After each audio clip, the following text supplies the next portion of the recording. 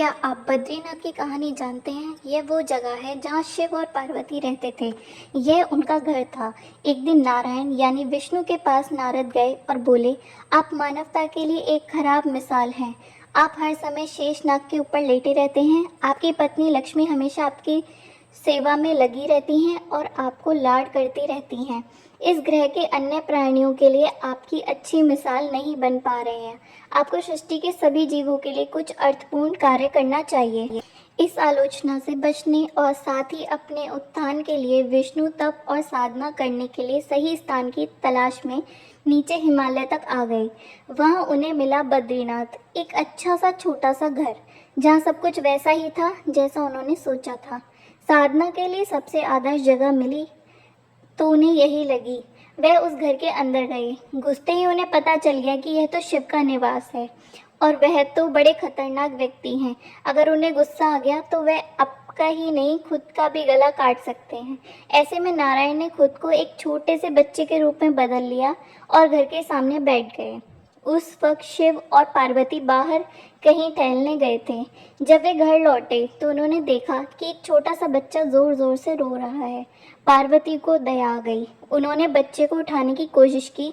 शिव ने पार्वती को रोकते हुए कहा, इस बच्चे को मत छूना। पार्वती ने कहा, कितने क्रूर हैं आप। कैसी नासमझी की बात कर रहे हैं। मैं तो इस बच्चे को उठाने जा रही हूँ। देखिए तो जरा कैसे रो रहा है। शिव बोले, जो तुम देख रही हो उस पे भरोसा मत करो। मैं कह रहा हूँ ना, इस बच्चे को मत उठाओ। बच्चे के लिए पार्वती की स्त्री सुलभ मनोभावना ने उन्हें शिव की बातों को नहीं मानने दिया। उन्होंने कहा, आप कुछ भी कहें, मुझे कोई फर्क नहीं पड़ता। मेरे अंदर की माँ बच्चे को इस तरह रोते नहीं देख सकती। मैं तो इस बच्चे को ज़रूर उठाऊंगी। उन्होंने यह कहकर उन छोटे बच्चे को उठाकर अपनी गोद में ले लिया।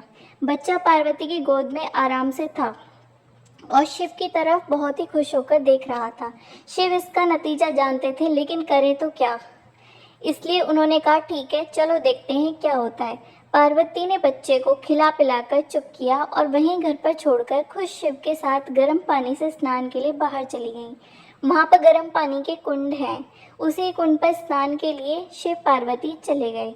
लौट कर आए तो देखा कि घर अंदर से बंद था। शिव तो जानते थे कि अब खेल शुरू हो गया है।